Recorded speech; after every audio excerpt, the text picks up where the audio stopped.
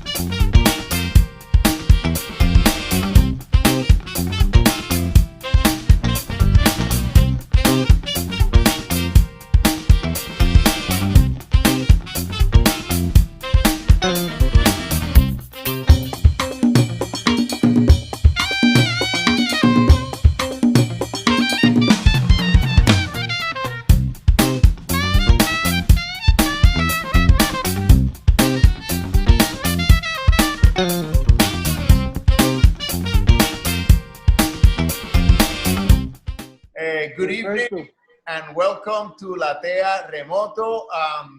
We have been doing this series of tertulias for quite some time, especially during pandemic. And we have a very special tertulia. We have a very special tertulia today because we'll be talking to one of my artist heroes, a painter, visual artist, cultural entrepreneur, gallery manager and curator, Marcos Dimas. Marco, how are you, man? How you doing, Miguel? I'm fine, thank you. Good to see you. Oh, same here, same here. I wish we were at Taller Boricua right now, but this is what we can do. Even though we're looking at each other through these electronic media, you know, but that's what it is. That's good though. Yeah. And one of the reasons we're doing this is, for those of you that don't know, it's a little belated, but I still think it's germane and topical, is that Marcos, Anita Tufino, and others just were featured as part of the Taller Boricua collective in a wonderful, a small but wonderful show at El Museo del Barrio. You know, a labor of love putting this show together.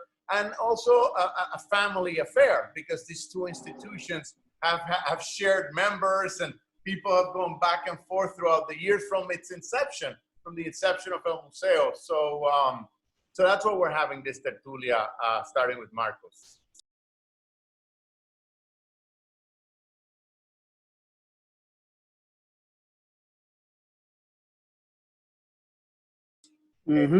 Marcos, well, before anything, I just want to say something about Marcos's bio. He's born in Cobo Rojo in Puerto Rico. His family moved to New York a while back. He was a young boy, and you know, he comes from his family comes from the craft. I mean, you have shoemaking and tailoring, and also you have, you know, what was the backbone of the Puerto Rican economy back in the day, sugar cane, you know, working in sugar cane. So Marcos in that way comes from a very typical Puerto Rican background, you know, middle of the 20th century kind of thing. And, you know, he's painter, printmaker, filmmaker, sculptor. He's got a BFA from SVA, right? 1970. School of Visual Arts, yeah, 1970. Yeah. And he also has postgraduate studies over there. And anyway, in 1970, he co-founded Taller Boricua. He is currently the artistic director of Taller Boricua. And a big disclaimer, I've had 2 exhibitions in Taller Boricua throughout my career in New York. So I'm also one of the folks that are indebted, beholden, admirer of Taller Boricua.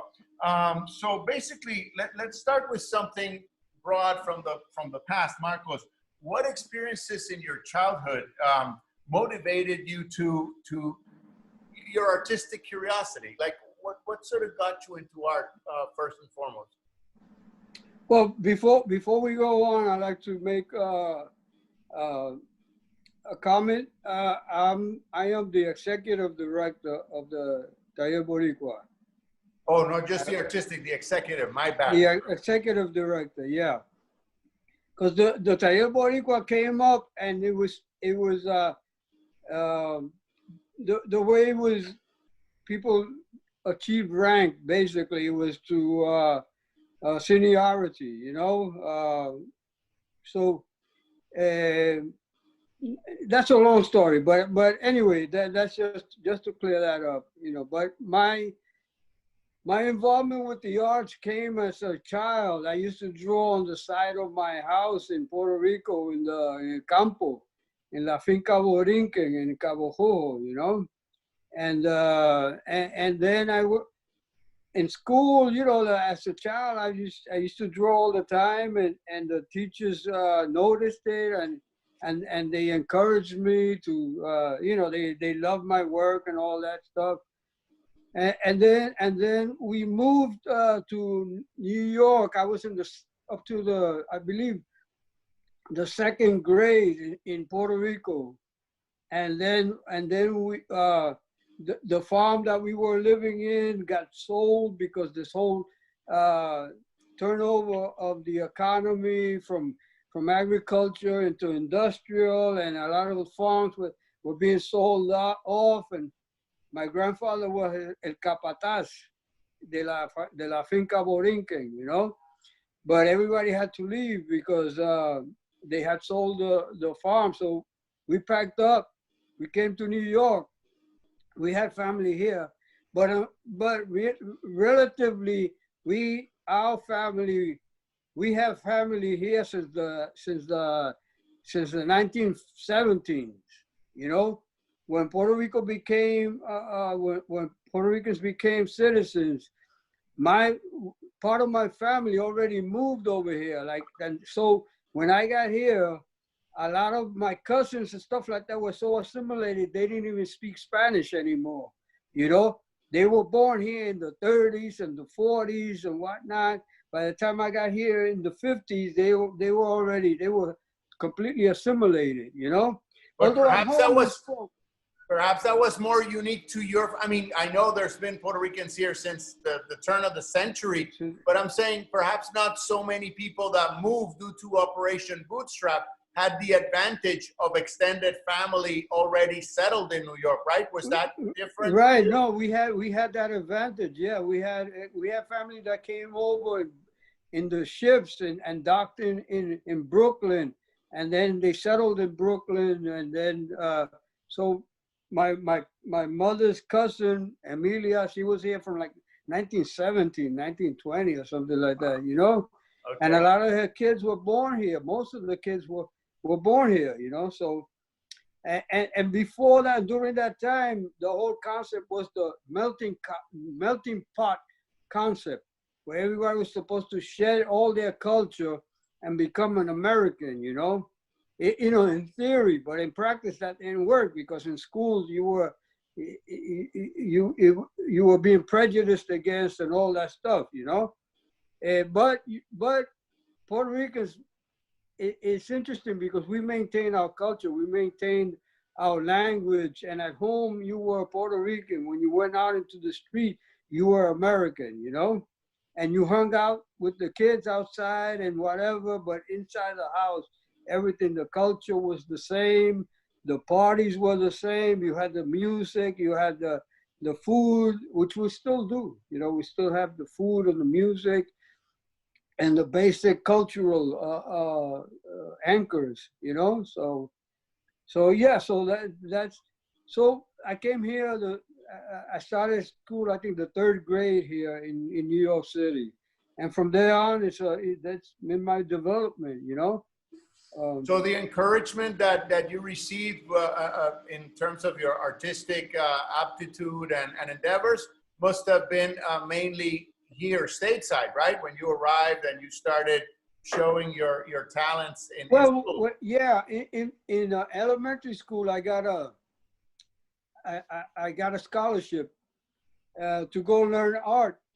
Saks, the stores, Saks used to have a scholarship for talented kids. And every Saturday, my mother would take me over there and I would have classes in art, you know, and so that was my first. Yeah, so I always been interested in the arts. I always drew at home or whatever. I was always impatient about doing things, and I always refrained to go back and do art, you know. I went to High School of Fashion Industries to learn fashion design because, you know, I come from a family of tailors and shoemakers, so that was already part of the of our family traits. So I went there, and then graduated from the High School of Fashion Industries, went out into the field to start working, and then I get drafted into the Vietnam War, you know. I come back from the Vietnam War, and then I was able to go to college on the GI Bill, so I tried a few colleges, and eventually I landed up in School of Visual Arts, you know. Which was a preeminent school for getting training, real training in art. It was an avant-garde school in terms of art training. Yeah.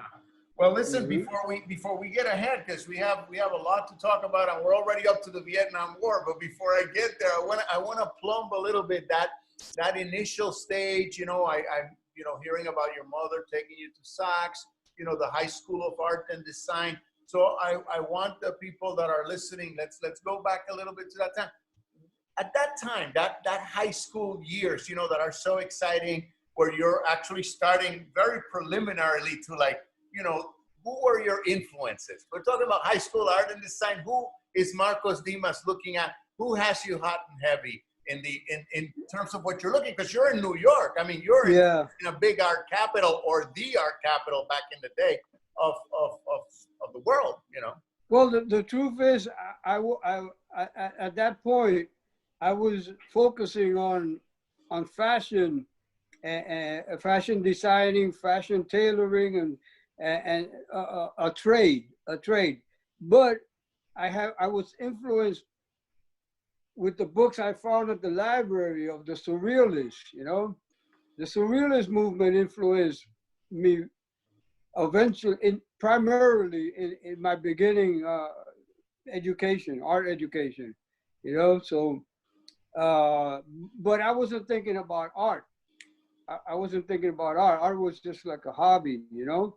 I mean, I loved it. I looked at the pictures and all that, but I was focusing on becoming vocational, of being having my vocation being the garment industry, you know. Which was a huge center for Puerto Ricans anyway. I mean, that was bread and butter churning. My mother and all her friends worked at the garment industry. I worked in the garment industry when I was a kid.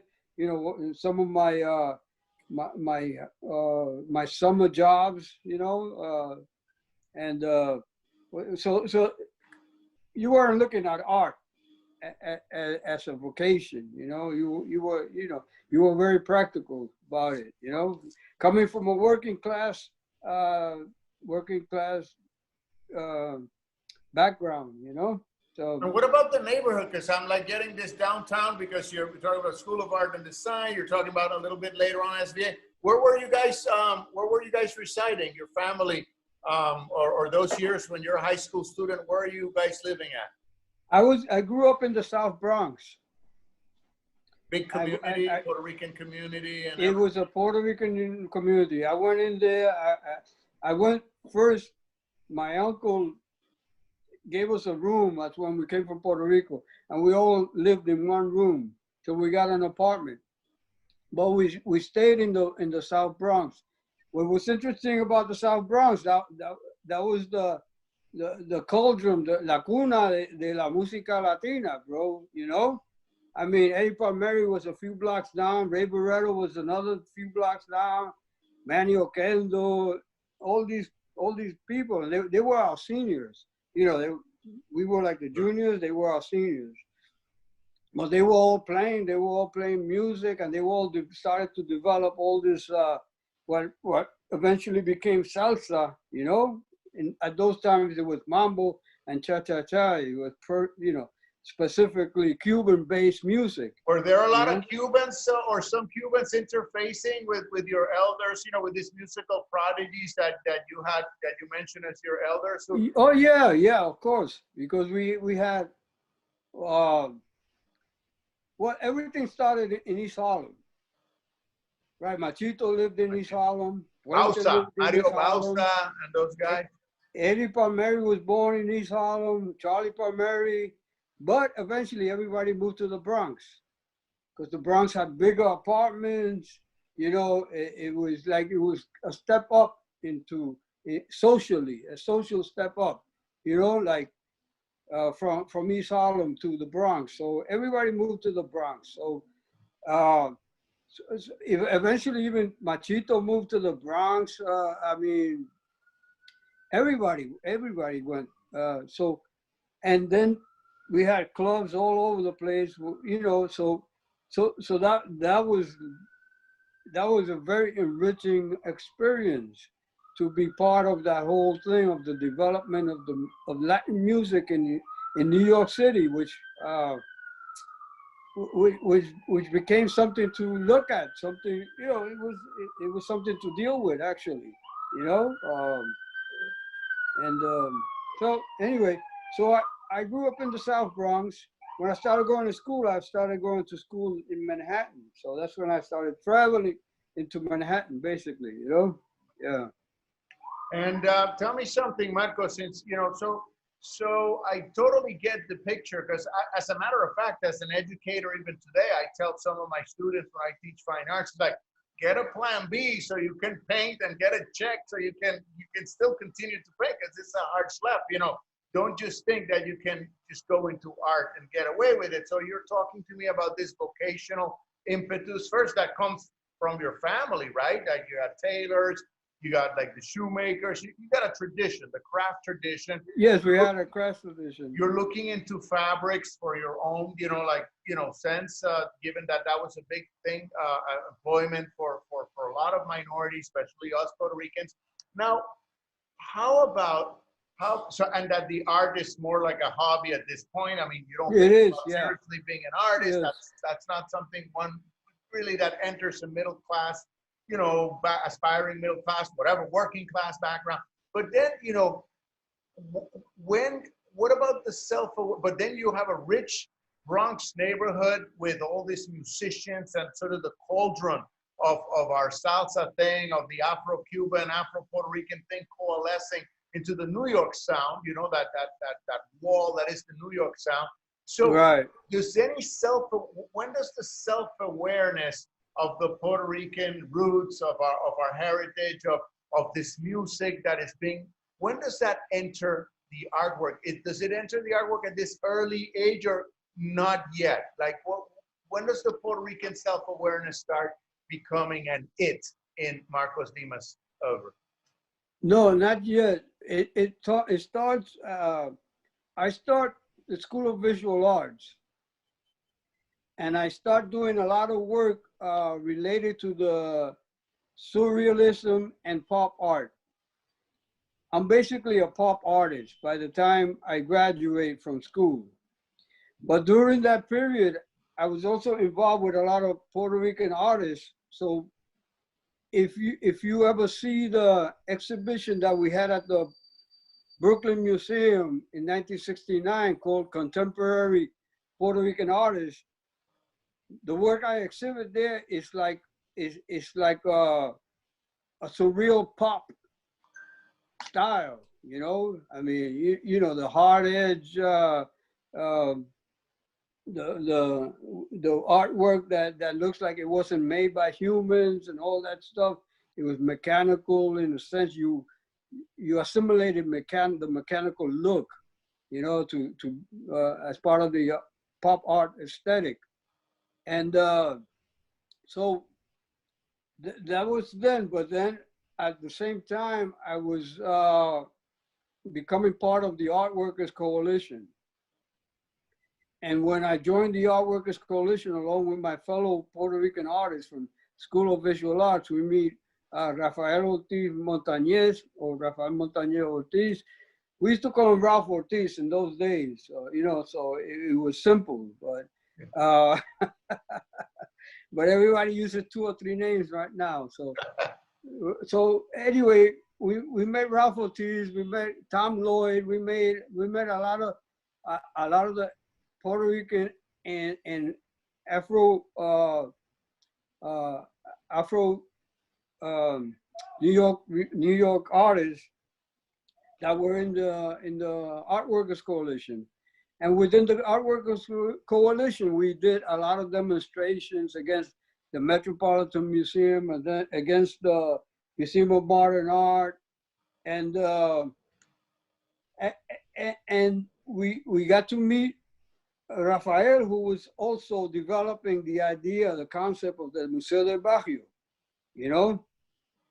So we were all in the mix together, and we became the artists that were part of us. We became part of the advisory committee to the Museo del Barrio, and so we were evolving into something else, which was the New York cultural scene. So this is the know? awareness starts seeping it, like going from popping, let's say pop and surrealism, Yeah, to sort of considering the richness inside, right? exactly. Because at that time, Ralph Ortiz was already collecting images of Taino imagery that he was compiling for the museum, for the newly concept of the Museo del Barrio, you know, and I got to see some of that work.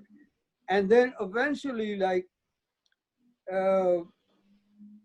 I started becoming interested in researching my Puerto Rican heritage through meeting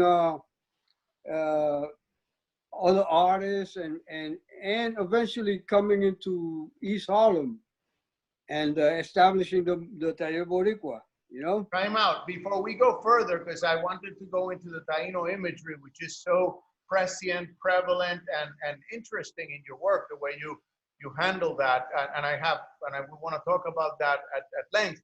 But tell me a little bit about Vietnam, because Vietnam, your service came prior to going into SVA.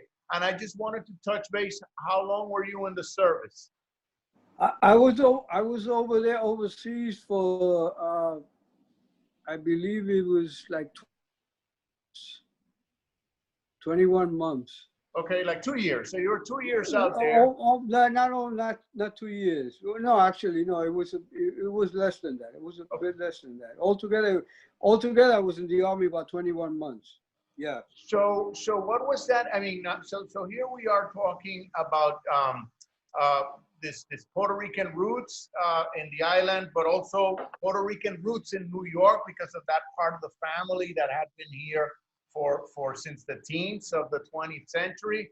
Then your side arrives from Cobo Rojo after Operation Bootstrap takes off. You know, there's all that going on. You are sort of going towards a craft career in fashion or something relatively standard, or, you know, uplifting, but standard. A lot of people are, and then you land in Vietnam, or you go there. Anything you want to tell us? How did that experience affect the art making, or your aspirations, and also the Puerto Rican mirror? How did it, you know? Basically, the only cultural educational thing I got out of that was to learn how to do rubbings from stones, because they had a tradition of going to the cemeteries and doing rubbings of their departed and bringing it home. And that was sort of like bringing the spirit back home, you know? So I learned that. Other than that, there was no cultural relevance to being in the service. I was a power man who provided power to the generators for communications. So that's all I did over there, you know? So basically, you know, that was it. So I came back. Yeah. I came back to the United States and was discharged. And basically, I was able to go to college on the GI Bill, which paid, I think, a day in college for each day that you participated in the service in the armed forces. Yeah. And then you know, before I interrupted you, and I'm sorry, I just had that question about Vietnam, since we're going in a chronological fashion, as it were. You know, then you do school, then you have surrealism, pop art, whatever is working into the mix, and then, you know, the Art Workers Coalition. I guess it's something that brought you into a broader sort of activist mindset of the era. You get involved with other Puerto Ricans that perhaps are a little further along in their exploration, a visionary like Ralph Ortiz, you know, and the collection of Taino artifacts, which is the authenticity, the real deal of the culture at the heart, la semilla.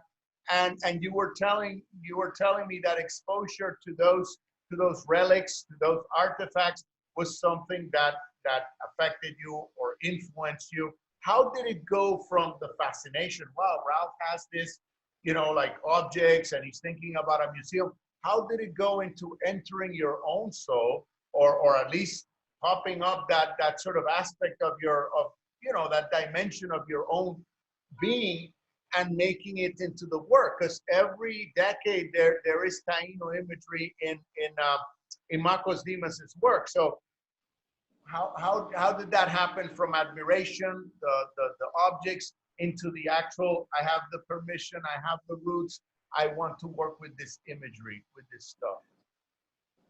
Well, we made it as Taller Boricua members. We made it a mission to do research on our ancestral root cultures, including the Taino, the African, and the Spanish. You know, to incorporate it as, if anything, if not incorporated in the work, but at least to have a basic foundation. Because you got to realize that up to this time we were all assimilated, and we had lost contact with our heritage, and not only by being so far away, but not having any instruction. No models. No models. Created the model. You know, right. Yeah. So so we made it a mission to research, and then as a gesture of solidarity, we all adapted Taino symbols that we created and personalized, you know, to sign off on the artwork. And if you notice, a lot of the artwork of the original posters, prints, you know, there's either to Osorio or Tufiño or Adrián Garcia or Martín Rubio or Armando Soto or any of the principal founders, you know, Manuel Otero and all that, you know. The principal founders had a seal that they incorporate in the artwork, and that was the affinity to the Taino culture. And yet, to me, you know, I'm a big fan, and Taller gave me the opportunity once to do my Chino Latino exhibition. I'm a big fan of China, so that to me, that brings to mind the tradition of seal making in China, but used for Puerto Rican, for a Puerto Rican roots purpose. Was there a Chinese influence can it, or not really? No, well, I mean, I think that influence was there all the time, but we didn't look at that. We looked at it as we're gonna relate to this culture. This is our way of relating. It's like getting a tattoo, you know. We are committed to this culture. So then we adapted Taino symbols, personalized symbols that everyone carried, you know, throughout. And so. And who, I mean, so you just mentioned a roster, a who's who of folks in Taller Boricua, of the artists that I imagine many of whom were with you at the foundation, some of whom joined a little later on. When was Taller Boricua created? For those that are listening, we created the Taller in 1969, and we incorporated it as the Puerto Rican Workshop incorporated in 1970. We came into East Harlem after one of the demonstrations and met with folks like the Real Great Society and the Urban Planning Studio. Manuel Otero was part of the Urban Planning Studio also. And the Real Great Society and Urban Planning Studio were organizations. They had a building on Madison Avenue between 110 and 111th Street. And they were about to leave the building. So they said, fellas, we'll give you this building and you could start your organization in this building. So they grandfathered us with some, with space that we could start developing our workshops. So there was serendipity involved. I mean, not just a lot of guts and a lot of savoir-faire at a time when this wasn't the norm. Right now, everybody can do a non-for-profit. Everybody got a non-for-profit now, but to start something like that, to me, in '69, sounds like, and especially on a Latin, Puerto Rican sort of mindset, was nothing short of revolutionary when you look at our trajectory and our struggles. But you guys seem to have been sophisticated. You have been in college, Manuel Otero's time with certain other organizations. Exactly, yeah. And then that serendipitous offer from a friendly, you know, people that say, listen, here's a gift. We know you guys can run with it, and run you have. So. Yeah, and I have to thank Manuel Otero for his foresight to incorporate the organization as a not-for-profit organization. You know, he was part of a non-for-profit already. So he had that intel. He already had the insight, and he had the contacts. He managed to get a lawyer that incorporated us and things like that. So Manuel Otero became like one of the principal characters in developing the original Taller Boricua. Who are the other principal, other than yourself and Manuel, what are some of the other, or who are the other principal characters? Well, the other principal characters were besides myself was Adrian Garcia, Martin Rubio, and Armando Soto. And we were all part of the Art Workers Coalition. So we just evolved from one thing to another, you know? And we came into East Harlem, met Manuel Otero, Neco, which we used to call Neco, and incorporated as the Taller Boricua. At that time, right there, Carlos Osorio and Rafael Tufino were at the Friends of Puerto Rico. That was a organization on 30th Street and 3rd Avenue, which was run by Amalia Guerrero. And the organization was called Friends of Puerto Rico, Amigos de Puerto Rico. I've heard, I know a little bit of it, yes. And so they jumped from, why did they jump from Friends of Puerto Rico to you guys? Because I know both Tufino and Osorio became associated with Taller Boricua for quite a bit. Yeah, well, they were at Friends of Puerto Rico as artists in residence. Amalia Guerrero ran the Centro the Friends of Puerto Rico, Amigos de Puerto Rico, as a cultural organization doing cultural activities for Puerto Rican related cultural activities, mainly like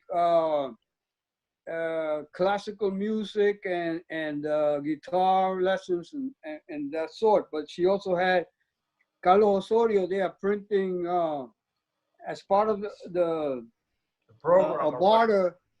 You know, she had him printing leaflets and things for the organization, and he was able to have a studio there. You know, so so they were there. I was there too. I had a studio there before while I was in School of Visual Arts. Adrian had a studio there. We had a lot of artists go through there. A lot of artists were, even Carlos Irizarry eventually became a artist in residence at the Friends of Puerto Rico before he went to Puerto Rico. And so we invited them to come up to East Harlem and join us. And they did. And keeping in the tradition, Puerto Rican tradition of seniority, we made them our president and vice president of the organization, you know? Right. Yeah. Well, I mean, correct me if I'm wrong, and I don't, but it seems to me that you know, the New York I have lived, thanks to folks like you that established certain, you know, lo polo, like different areas.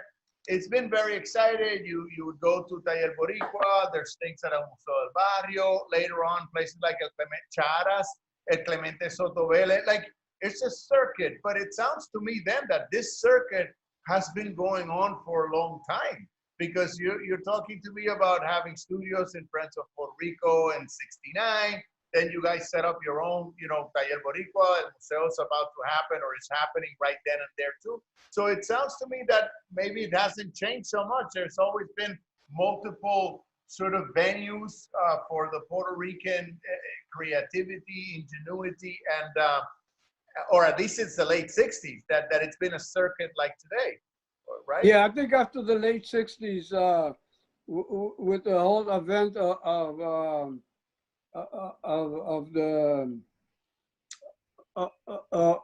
the demonstrations and the political climate that was going on, I think people started, yeah, we got to do this on our own. We can't depend on anybody. We got to create our own organizations. So then Charas came in and all these other organizations, and eventually the New York Poets Cafe came on, and the New York Village with Eddie Figueroa, who was also an ex-member of the Young Lords. And then the Friends of Puerto Rico evolved into Cayman Gallery, which later Apopolo was there at Cayman Gallery, right? Exit Art, you know, and Cayman Gallery evolved into the Museum of Contemporary Hispanic Art, Mocha, and moved to West Broadway when Soho was just beginning, you know. So there was all these things happening, you know, throughout. And then the Association of Hispanic Arts became, Marta Moreno Vega created Caribbean Cultural Center. Before that, she created the Association of Hispanic Arts. After being a director of the Museo del Barrio. So, and El Museo started, when did El Museo start? In '70, a year after you? No, Museo started a few months before we did. Okay, in '69.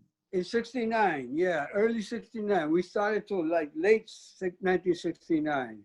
Okay. You know, we started like in September 1969. By the time September, October, November, December came, it was so cold in the building that we left. We left and we moved to 2nd Avenue. We rented a storefront on 2nd Avenue. And that was the second location of Taller Boricua. Yeah. And it's had 4 locations or 3? We had the Madison Avenue, the original Madison Avenue. We had 2nd Avenue. Then we had the third location, which is Madison and 104th Street. Then from there we moved. We were part of the founding founders of the Hexa building, which is where the museo is right now. Okay. Right.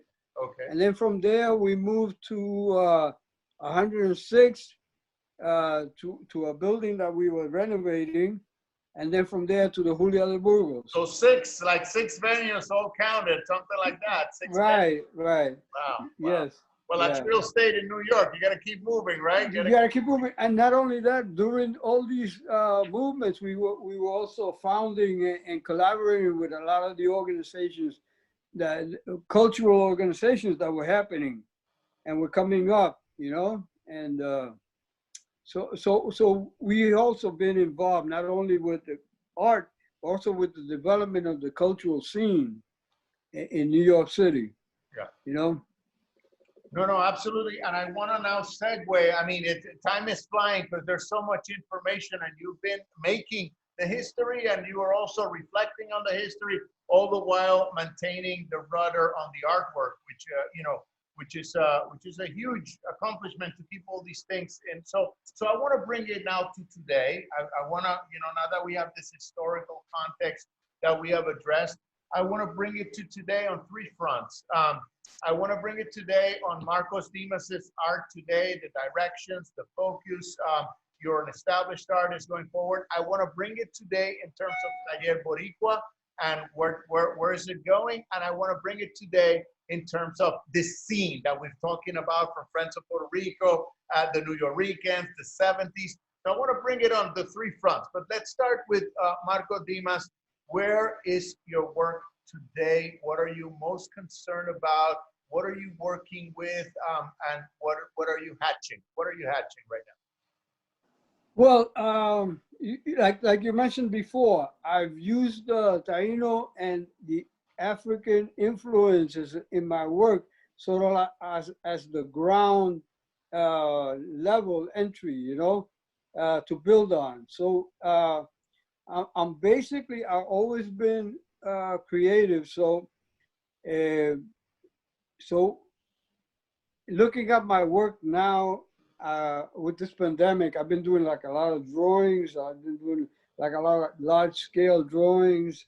So they vary, like in theme and in size.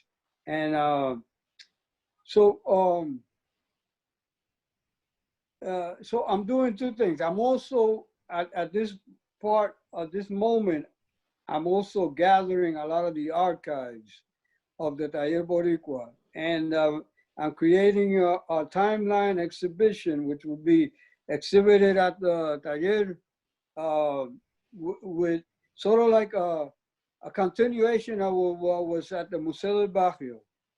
I like to say that the exhibition, we loved the exhibition at the Museo del Barrio, but it was limited because that exhibition was basically based on the collection of the Museo del Barrio and in the relationship between Taller Boricua and Museo del Barrio,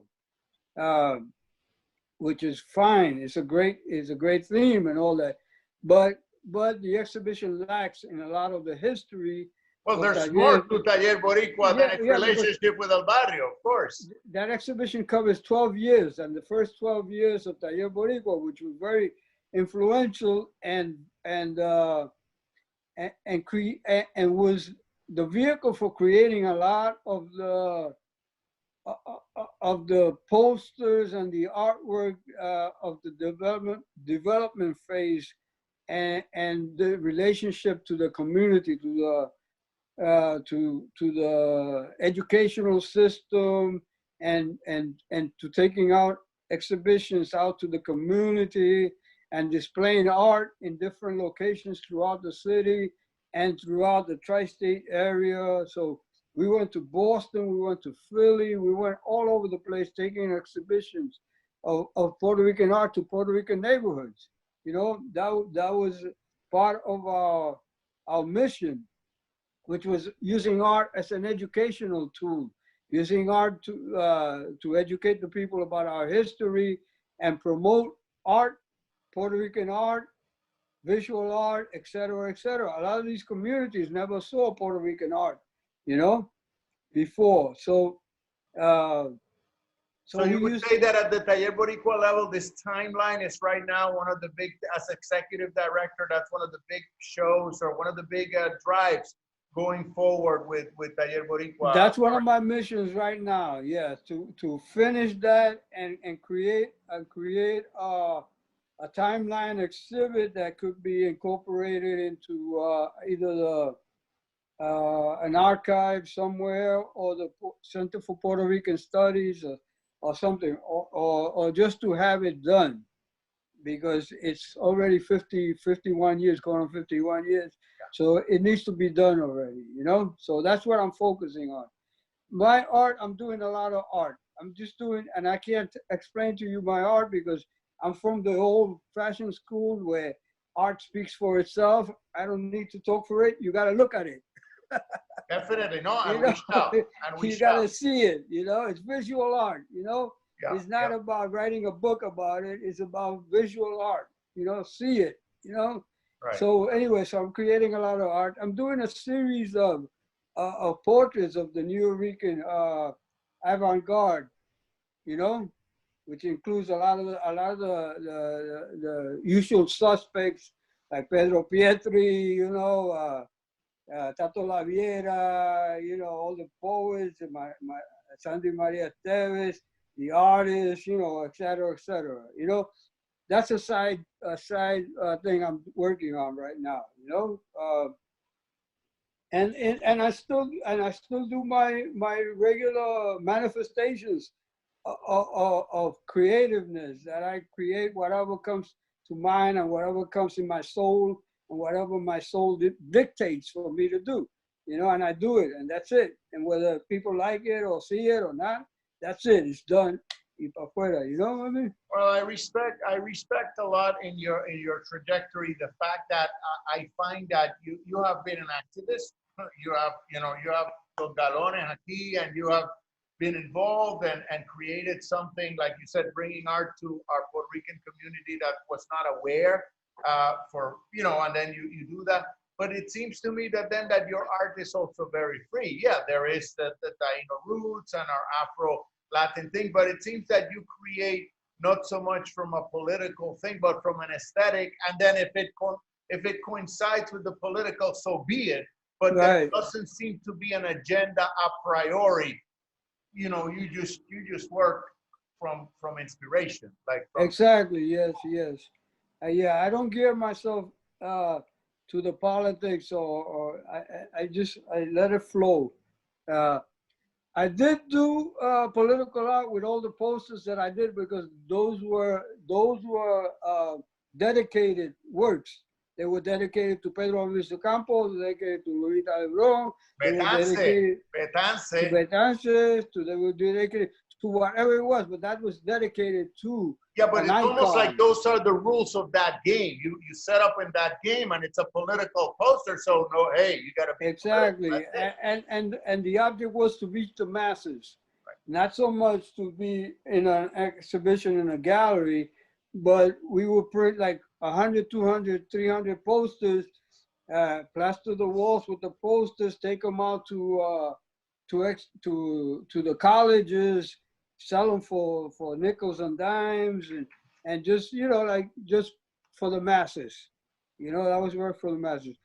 Unfortunately, we can't do that with a painting or all that, unless we do a reproduction of it. But that's something to look at also, you know, in the future, just to do artwork that could be reproduced and could reach the masses. You know? Well, I mean, so how did it go with you know, one of my mentors, like you have been generous with me, was Fernando Salicrup, whom I remember working mano a mano, you guys together back when, you know, when I discovered Taller Boricua in the late 80s, early 90s, and I remember he was big on the computer thing, you know, prior to passing away, so that would have made it more accessible. How did that pan out in terms of Taller Boricua? Salicrup's sort of efforts with digital work, did they really manage to transcend and get to a more expansive audience, or it was still art on a precious side? It was, well, it worked both ways. It was a mass production, you know, but again, if you don't have the distribution, then it's hard to, you know, to mass produce, you know, because then you end up staying with most of the work, you know. Fernando worked with us since he came to the Taller around 1973 or 74. Okay. You know, that was about the time that Tito Martin Perez was killed by the police. And then we had various demonstrations against the police and police brutality. That was one of the first incidents of this long trajectory of police He's brutality. like an Afro-Puerto Rican guy, right? He was Afro-Puerto Rican, so he was like Black. He was Afro-Puerto Lives Matter Rican. He was a New York-Rican, Afro-Puerto Rican, raised in New York. He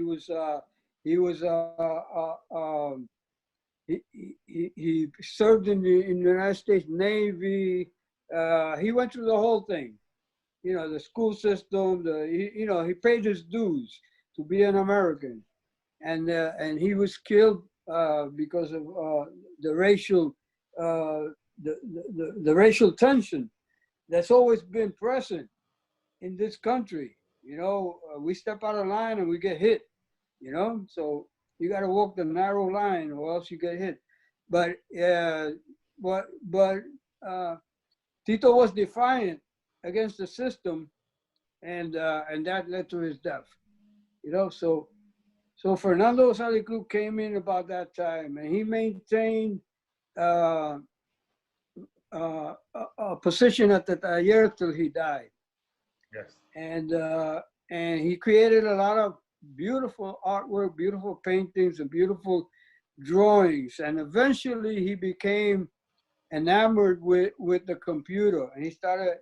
He was like a pioneer in the computer. He loved it, you know. He loved it for whatever reasons. You know, I never took to the computer. I always liked the physicality of doing drawing with a charcoal or painting with real paint and whatever. But that's what he did, and he created a lot of work in that genre, you know. And so I don't know, you know, maybe someday. I mean, we did have an exhibition of his work after he passed away, you know, but that's all part of his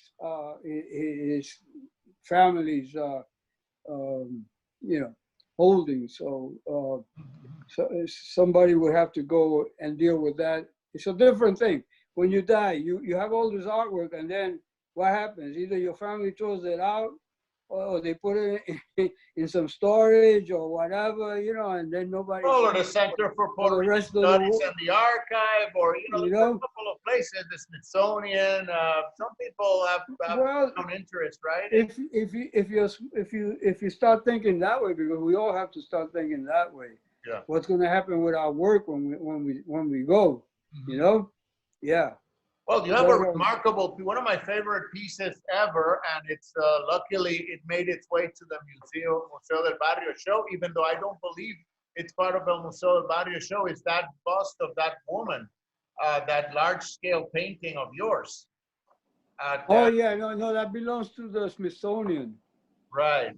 That belongs to the Smithsonian, yeah. What's the title of that piece? That's called Paria. Yeah. Could you, before we go into the scene, because I want to talk, you know, we talked a little bit about you, we talked about Taller Boricua, and I want to go into the scene, but personally, I feel a great deal of affinity to Paria, something about the energy, something about the execution. Could you talk to me 2 minutes about Paria, because it's a haunting piece. It's a very well, that piece, technically, that piece has like the elements of Afro Boricua element, Taino, African, and then with the pose of it's in the pose of a European portrait, you know. It's like a Puerto Rican Mona Lisa, man. Yeah, you look at it and it's like. that's you know, like it has those three elements though, you know, and it's interesting because uh, uh, in the School of Visual Arts, I was influenced by I tend to forget his name now. He did these large scale heads, uh, and, um, and so I did a large scale head in terms of that relationship, and that was sort of like my transition piece from pop art into what I call Roots, into part of the roots what I call era. root element work, you know, for whatever, you know, other than calling it Nuyorican aesthetic or whatever, I don't know, you know. I think time and history will tell, but Right. that was like a transition piece, you know, and So how did that piece make it into the show? Because that's not part of El well, Barrio. it was borrowed from the Smithsonian, Okay. you know, but it was created here. It was created in Barrio, Wow. you know. Um, the other thing is the scene. So we've kind of gone lightly into the scene back in the '69, and you have the different studios, and you guys are moving back, and then the '70s with the New Yorican poets and charas. All these things are happening, and now there is a scene today. I mean, obviously we got hit with COVID. Right now, who knows how many elements of the scene might disappear, because there's restaurants disappearing, there's theaters disappearing. I mean, we don't know what the landscape is going to be like. So I want to take us right before this pandemic, you know, what was going on, because I know that you have been such a presence. I mean, not just well your mentorship role and the founder and this, but you can be seen any number of evenings, in an art opening, in a poetry slam, in a concert. I mean, so what do you feel about the scene as it was right before COVID? What are your remarks on what's going on with the scene today prior to this COVID thing? How has it evolved? Has it gotten better? Is it same old, same old? Is it on its last throes? What's your on this New Yorican, Puerto Rican sort of scene in New York City?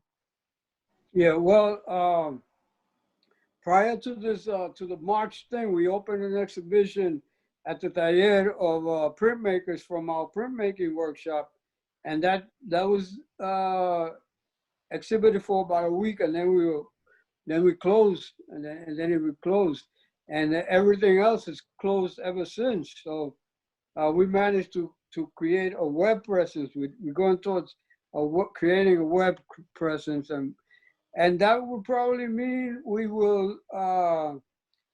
I just put in a revision to the Department of Cultural Affairs about the exhibition program, and we are doing the exhibitions on the web, and again, I'm creating an exhibition that's going to be physically seen at the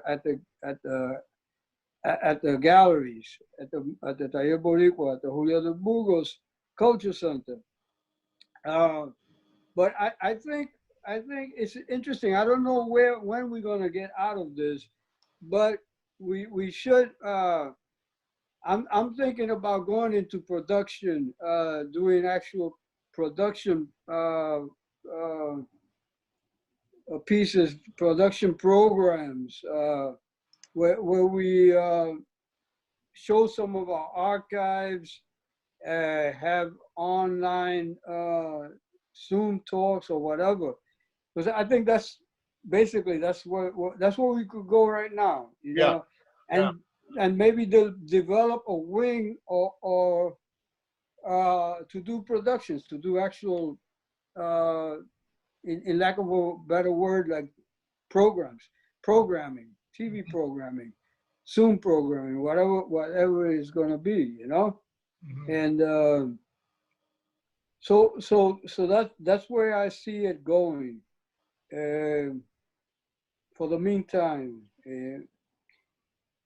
I don't know what else to say right now. I would like, I mean, that gives me an idea. Yeah. But I would like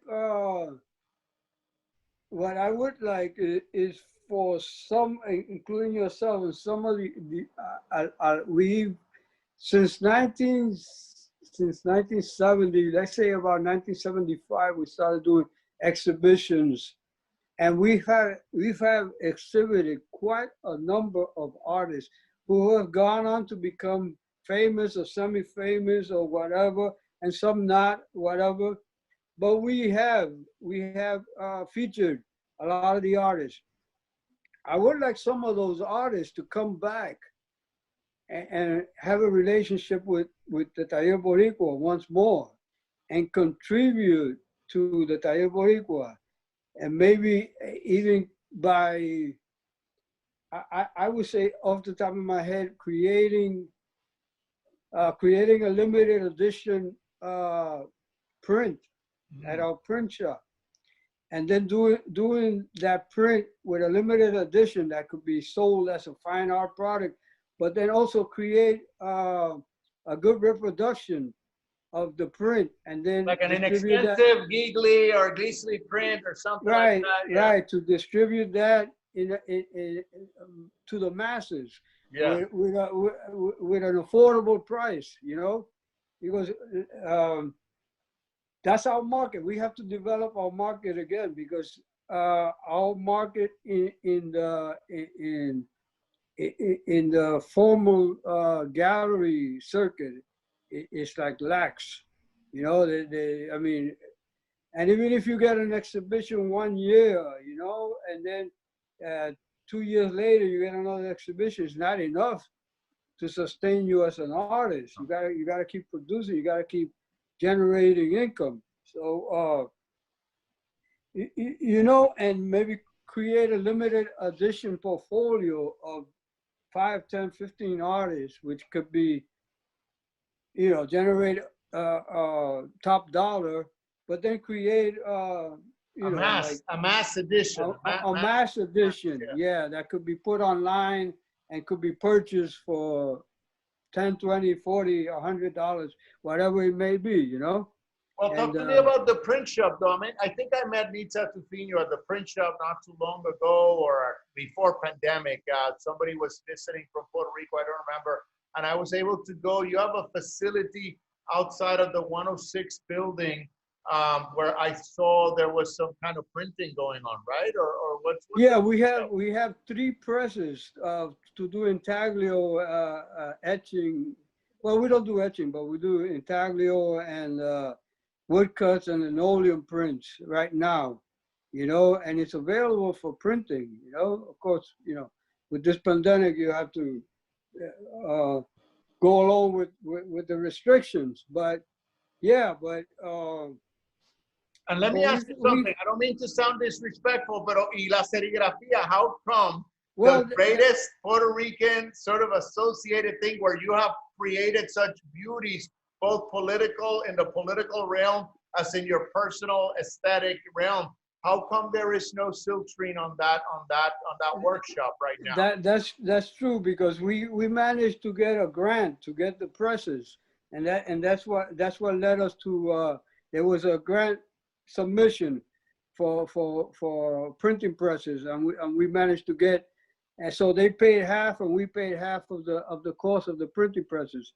But I use silkscreen in my own work. I still do. I still use it as part of my my aesthetic practice, you know. So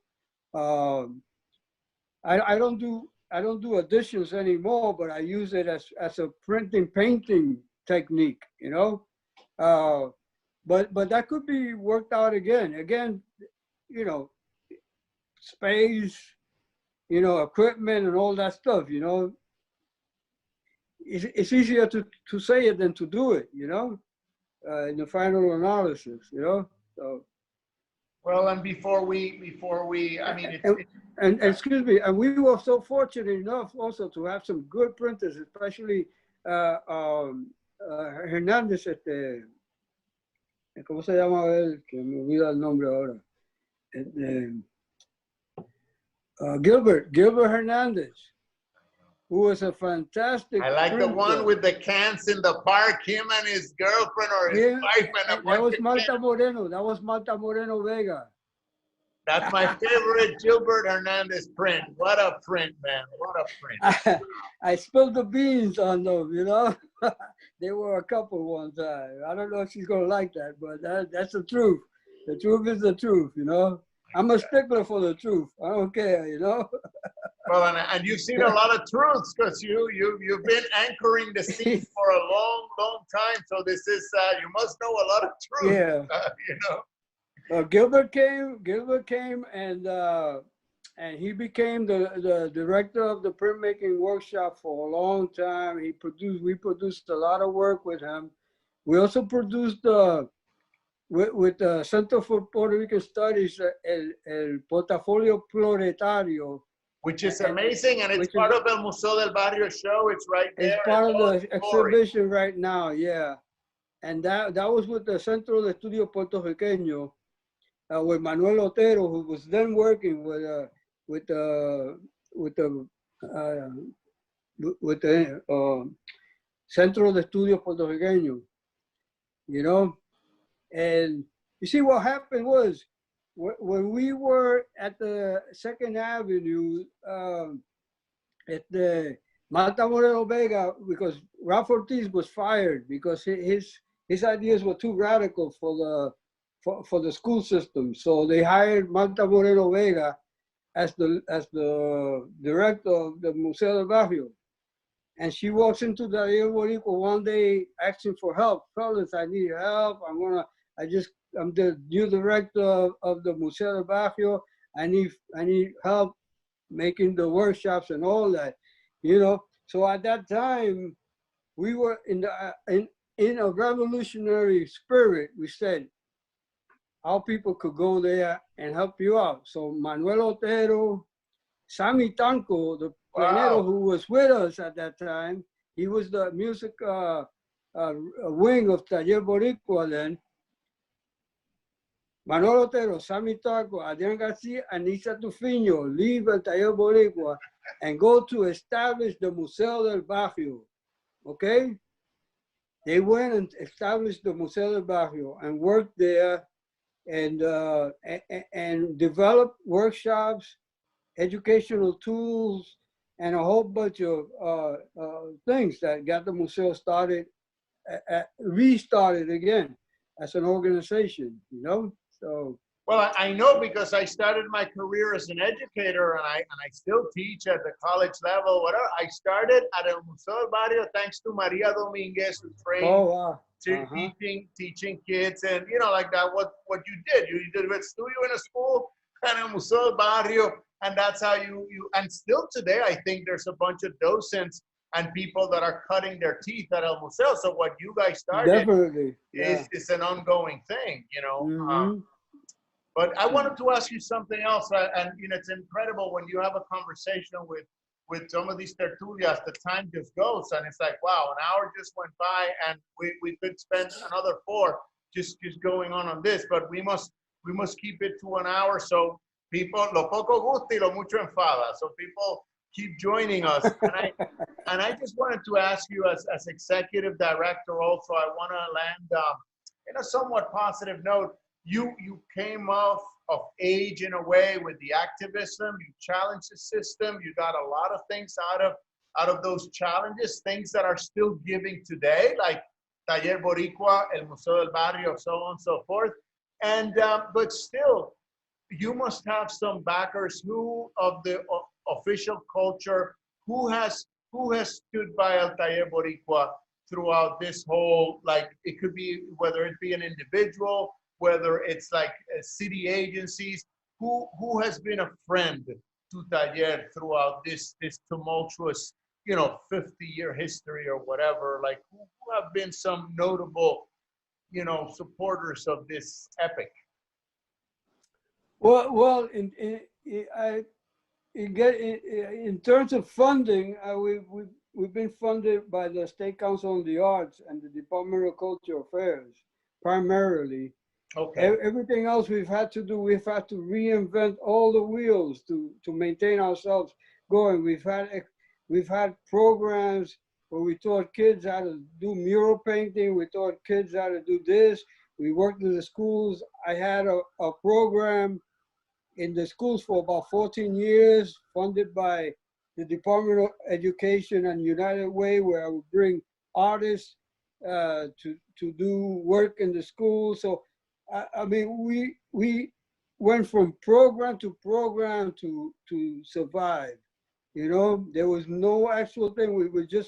We were cunning enough to purchase some buildings in the community when the buildings were purchasable, and that's what kept us going, you know, by selling the buildings and the real estate and putting that money into subsidizing the Taller Boricua, the Puerto Rican workshop is being subsidized by self-generated money, basically, you know? Wow. We've had grants from the National Endowment for the Arts and everywhere else, but the grants come in 1 year and in 2 years they're gone, you know? So, I mean, so it's a constant, ingenuity. It's constant headache, you know?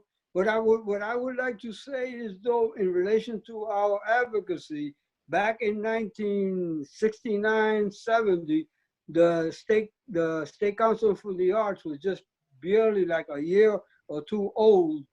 And we, as part of the Artworks Coalition, went and met with them and said, you guys need to fund community centers, not just fund the big institutions, not the Met, not the MoMA, not this, not that. You got to fund community organizations that are doing work in the communities, that are spreading art throughout the whole city and the state, you know? And that vision was followed up to a certain extent, and right? then it happened, and they called they called the program the Ghetto Arts Program. The gap. So they put us back in our place right away, you know? Ghetto Arts Program. Yeah, that's a good idea. We'll call it the Ghetto Arts Program. Okay, guys? You know, eventually they changed it to Special Art Services. It sounds a little better, but it's still like special education. I think if we print the Silk Screen T-shirt, Ghetto Arts Program, Taller Boricua, we're gonna make some money for Taller, man. I think that's gonna. Yeah, you know. Yeah. Well, I don't know, Marcos, before we end, and we must end shortly, but I like to end up, this came about, this whole Tertulia issue and pandemic, so we keep alive, we talk, we exchange. So when I like to ask people at the end of these things, or have people share with us, give me something hopeful. There is light at the end of the tunnel, there's a vaccine, there's a political change that took place, which you know, many look forward to. And so what can we tell our artists, our listeners, people from the scene, Latinos, Puerto Ricans, what can we leave them with tonight in terms of a hopeful sort of, you know, potential for the future? Well, that's a big question. I don't know. I don't have a crystal ball, but maybe with this new administration, we'll be able to, you know, to gain some footing once again, you know, in terms of the arts, the culture, the funding, and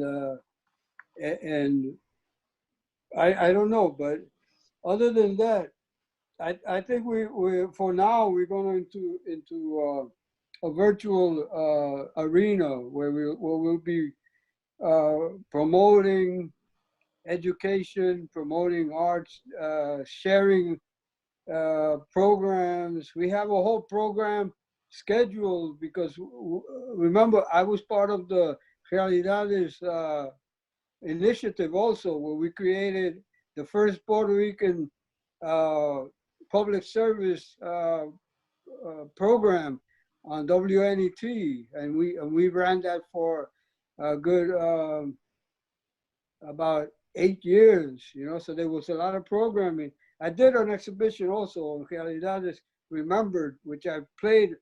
So I have a whole series of programs that I could play also as part of the educational web initiative, you know. So there's a lot of, I have a lot of material. Mm-hmm. I just had a film that was shot in like 1972 of the Taller when it was on 2nd Avenue, and we take out an exhibition to the South Bronx.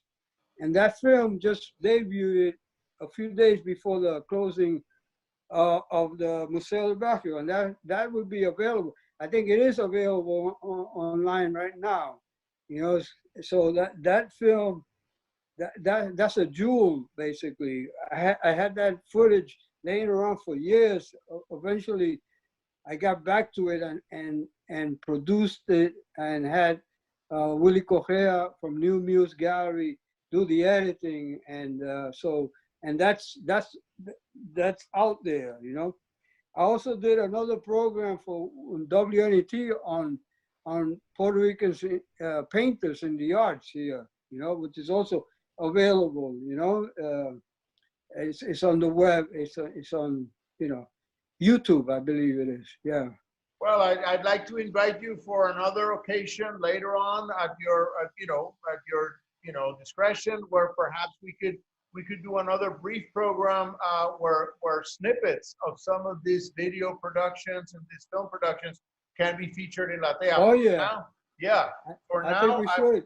Yeah, please. I think that would be incredible honor for Latea Remoto, and maybe it would lead people to revisit and address and view some of this incredible material that you have generated throughout your years. Throughout the years, yes.